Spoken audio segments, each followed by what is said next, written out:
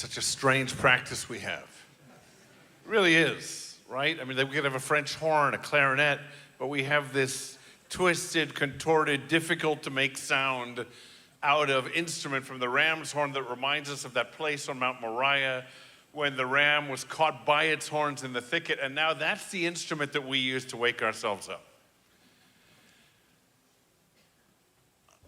I want to tell you a story about a moment when Bron and I were in the middle of the blue, almost purple water. I mean, purple. We looked down, all we could see was a blue that was so deep it was no longer blue. And we looked around, we didn't see any land in any direction around, just waves up and down. We were sitting, holding onto ropes on the edge of a dinghy in the middle of the Pacific Ocean. There was a dive master in the middle of the boat steering us to a certain GPS point in the middle of the ocean. And at a certain point, he said to us, now give us a thumbs down. And every one of us held our regulator, holding our air and our masks in our face. We held them and fell backwards into the water, doing a flip under the water, coming to the surface, seeing each other buoyant because we had a buoyancy compensating device around our shoulders, holding us, giving us air so we wouldn't sink until we chose to sink. And in that moment, because the surface was rough, the dive master said, now, and we looked at each other, Bronny and I, eyes at each other, and did this and held up our deflate hose, and the air came out, and we descended into the calm and the beauty of that other world that is the ocean. And we looked down, we went from vertical to horizontal, tilting our bodies, and now looking at the world below us. And what we saw looked like a ski slope. It was so white amidst all the reef and coral around us. Coral of every kind of color, moving, fan corals, corals all alive around us, all of these fish at the bottom of the ocean of all sizes and colors that we never get to see here. And there was a moment when we looked down and down on that coral slope, and we went down, and then at the bottom we saw what looked like a blur of movement at around 100 feet, and it was the wall of sharks. And we descended and descended, came to 100 feet, and we were in the midst of 600 to 700 sharks swimming. But remember that sharks in the daytime are in a dormant state. They're not alive as we were, our eyes wide open. They're moving in the water as sharks need to move, but they're not hunting until the nighttime.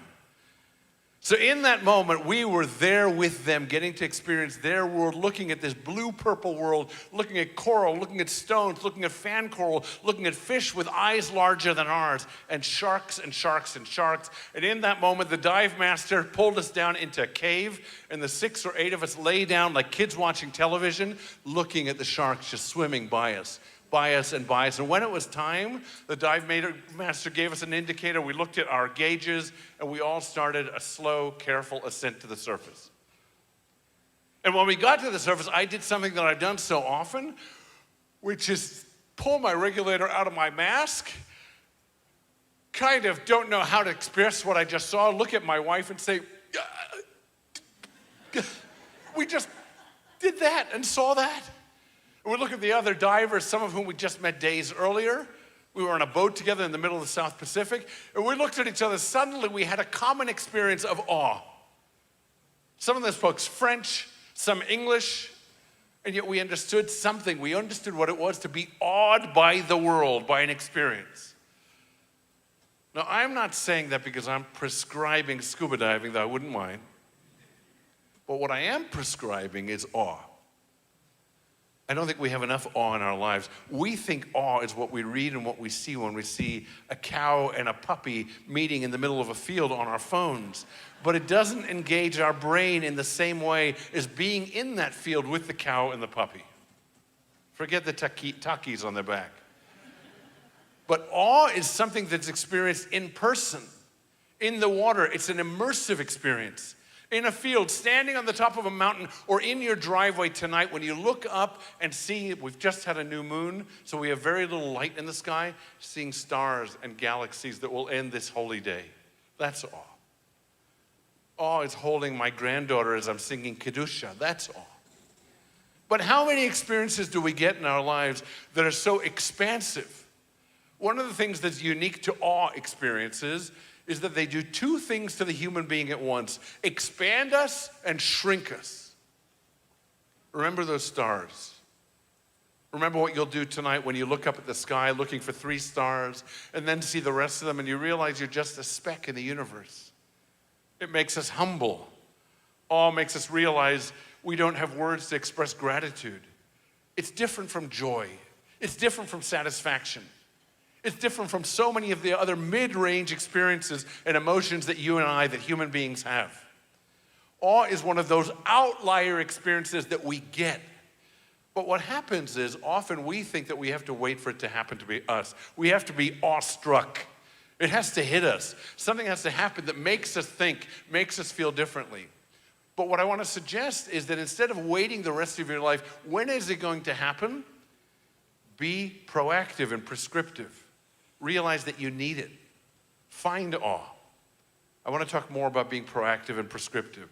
There's a lab at UC Berkeley dedicated to the study of awe. Not awe, but awe.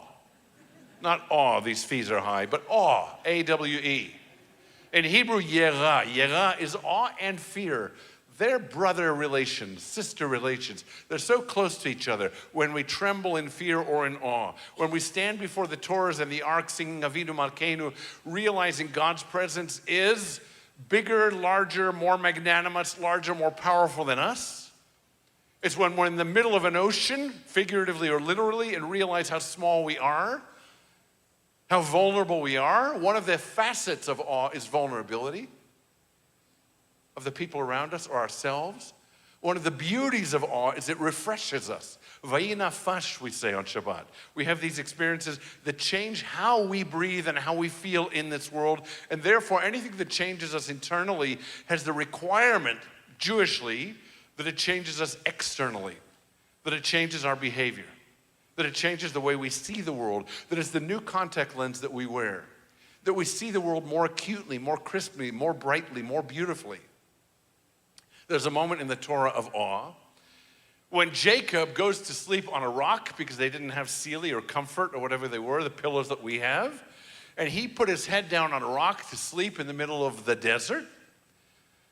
And he has a dream, and you and I are aware of the dream, whether we know it literally, figuratively, or not, completely, or just parts. But Jacob's dream is that there is a ladder starting right at him and going right to the heavens. And what he sees on the ladder are angels, malachim, messengers, going up and down. Just think about the idea of messengers that don't just come from the heavens and don't just go to the heavens, but are in a conversation between us and them. When we say kadosh, kadosh, kadosh, we are acting like those messengers. The rabbis say that angels don't have knees. A lot of us have bad knees. We might say we don't have knees. But the reality is angels are always ascending. And Jacob has this dream, and what happens is we know the dream, it's remarkable, but we might not know what happens when he wakes up. The moment that he wakes up, it says, Vayira, and he was awed. Have you had that experience? When you became something changed? When you were awed? When a description became the whole of your being? Jacob was awed. It says he was awed by the experience. He realized that in the dream, God said to him, I am with you, and I'll be with you until I fulfill my promise. Do we get those moments? Are we awake to them? Do we look at our kids and our parents and say those words and realize the awe of that responsibility? Do we look at our aging relatives, family members, friends, people with whom we walk and carry and are carried by in this world and say, I'll be with you now and until I fulfill my promise, which will be our last steps together? Do we look at responsibility as something that awes us? We're looking down so much, and so much that's awesome, awe-filling, awe-inspiring is happening around us. Somebody says, wait, did you see? Wait, look. And you say, oh, it's gone. Wait, but look up instead of down at this thing that's been devised to pull us into it and not into the world. There's another dream in the same guy, the same culprit, Jacob. Jacob dreams again. He has a remarkable dream. This time, he dreams, as you know, that he wrestles with an ish in that tale, in that story. That's when his name gets changed from Jacob, a name that our parent might name us, to Yisrael, the name that God gives him and gives all of us as his children. Someone who wrestles with God, a God wrestler. That might tell you something about the nature of our faith. That it's not straightforward. It involves wrestling and tussling and struggling. It's a contact sport. And Jacob wakens from that dream and he says, God was in this place and I did not know it. Isn't that what it is to be human in this world?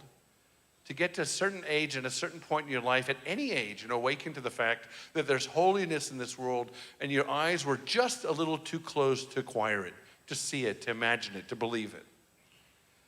We have the capacity to see and we have the capacity to see, to be more expansive in terms of how we see one another and the world around us. We can look at the world with eyes dimmed, or we can look at the world like Moses. Moses, it said, at the age of 120, people who encountered said his eyes were undimmed. Isn't that a beautiful description of you? Her eyes are undimmed. His eyes are undimmed. There's beauty, there's color, there's life reflected in them. She's seeing and partaking of the world. She's engaged in this world. She's seeing beauty and holiness in everything, even the most dangerous moments of life, even in the valleys, not just on the mountaintops. Think about what it is. I remember there's this gorgeous story of a 20th century rabbi, Shimshon Raphael Hirsch. And he's with his students and they say, what do you think is going to happen when you come to the end of your life? And Rabbi Hirsch says, I imagine that God's going to have a lot of questions for me. He said, but the worry that I have is that God's going to ask me, he says, and he is going to ask me, Shimshon, did you see my Alps? We're so busy looking down even at things that matter, earning a living, going to school, getting through the workings of a day, studying Torah, whatever it is that's taking us out of the world. In the meantime, God is saying, look at your age and look at my world. There's an urgency to being awed by a mountain. One of the sources of awe that is right here in this room that I mentioned last night, I hope at enough length, is the awe of human goodness. You don't find that on a phone. I subscribe on Instagram to something called Good News, I think. It's great. It tells you somebody saved a puppy up a tree. It was kissing a cow. I don't know what it was. But you see all these references to good things in the world, but they don't engage my heart and mind in the same way as seeing you, is living in this world with you. And that's why I don't want to be without you. That's why it matters to be a community and a congregation, to realize there is awe in belonging to each other. That's a covenant. That's a brit. To say to these people, some of whom you know so well, by virtue maybe just of a name, but mostly by actions, saying, I'm with you. We're part of a family, a chosen family, Am Yisrael, the Jewish people. We'll go through this world creating and realizing holiness and awe. And when we don't see it in our midst, we'll create it. When we see darkness, as we do in the seats, and remind us of what's missing in the world, the light that's missing from the world, we realize in ourselves that we need to be the light makers. We need to be the light creators and the light reflectors in a world that otherwise in certain moments just shows us darkness. Einstein said we're dead when we no longer experience awe. Einstein said we're dead when we no longer experience awe. He said there are only two ways to live your life. One is as though nothing is a miracle, and the other, as you know, is as though everything is a miracle. And the reason I say it, wisdom has no value. It's just words, unless we take one or two or three phrases in and say, I want to be changed by them. I want the holiday to matter. I want the ticket price to have been worth it. I want my experience of sitting in the synagogue for hours to have somehow done more than just move me like a piece of music or a painting or a mountain might move me, but instead say, I now need to move on the basis of how I was moved. Reb Nachman of Breslov was a man who suffered deep depression but gave us so much beauty and light amidst his own experience of darkness. And one of the experiences that he had was looking outside of his study toward the street, the marketplace, and he saw one of his students. He says, Yosela, come here. Yosela comes in, and I can imagine that Reb Nachman puts his arm around his shoulders, and he says, Yosela, he says, what do you see out there?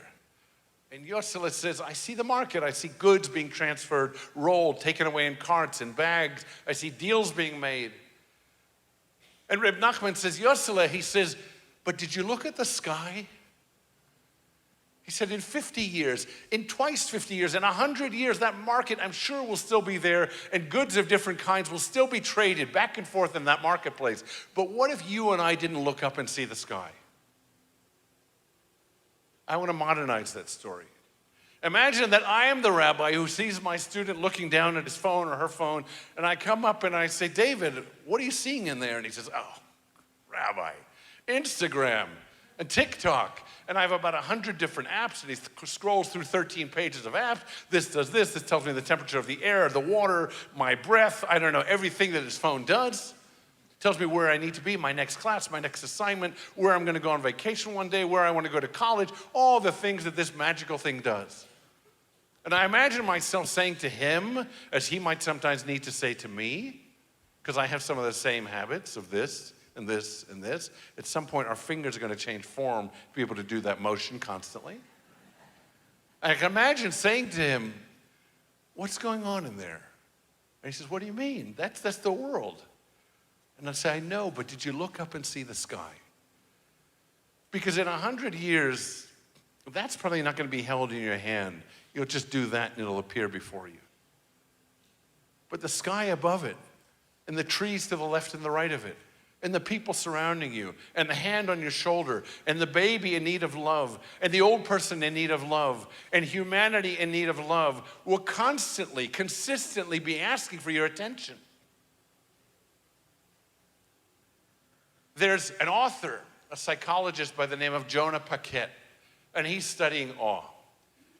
And what he realizes, people who experience awe are more grateful, have a greater strength in their immune system, imagine that, have lower stress, we can imagine that, and are more connective and more generous. Think about what Jacob did. When Jacob woke from that second dream in which he wrestled with himself or an angel of God, the first thing the text says that he did was tithe. He gave charity. He realized his obligation. When we come out of the sliding doors, automatic doors of Tarzana Hospital, Cedar Sinai Hospital, Kaiser Medical Center, any of these places of vulnerability, when a doctor says, you know what, the good news is you're okay. You can go home. And they insist on taking us in a wheelchair as if we can't walk. Maybe we can't walk, but we get to the car in the front. Do we bother to think about Jacob's dream and realize the awe, the magnificence of that moment? That somebody said, you're going on to live? But what we do is we go back to life immediately, to the mundane, to the things we need to do next, instead of doing what our tradition demands of us, which is an immediate act of generosity. Bench a prayer called Gomel, thank God for sparing me of the near accident, the near miss that could have ended all of my potentialities, all of the wishes, the dreams that I have and had. And instead, what we're supposed to do, instead of dying, God forbid, or being disabled by that moment, we say, thank you, God, for that blessing. Now I'm going to make of myself a blessing. Awe is going to create something awesome within me that's going to change the world around me. Immediately, I'm going to give charity to a cause, to the Jewish people, something that matters, something that's connective, something into which I realize I am responsible. One of the great responsibilities of being human is being alive while we're alive. I just imagine, if I imagine God thinking about me, or you, I imagine that God says, when are you gonna wake up? You don't know how much longer you have, neither do I. But when are you gonna wake up and see the world that I've given you? When are you going to realize the awe of human apology, the awe in human forgiveness, the awe in human embrace and love? Ordinary love might be easy and less awesome because we just take it for granted. But love after there has been a breakage is extraordinary. When one person steps out of their misgivings toward the other and says, I need to apologize and tell you that I realize who I am fully to the degree that I can, and am awed not only by the goodness within me, but also my frailty. And with that, I apologize. And the other person sees something awesome, which is human humility and kindness, chesed, loving kindness. They realize that God exists right there between two people. And when that person says, Salachti kidvarecha, as God says to us after the sin of the golden calf, I've already forgiven you. Imagine that we can take that in these 10 days of awe. Create awe. We don't have to dive deep for it. We don't have to climb high for it. We just need to take a step forward toward another human being and show ourselves the capacity to create awe. To be the person like God who's blessed for the capacity to bless. To be the person who decides, no longer do I want to live in the mundane and the ordinary. It's too boring. It's too much of a waste. I want to touch those moments and then rise and go deeper in and out of those moments in my life so that this year can truly live up to the words, Hashanah Tova. Shana Tova to all of you.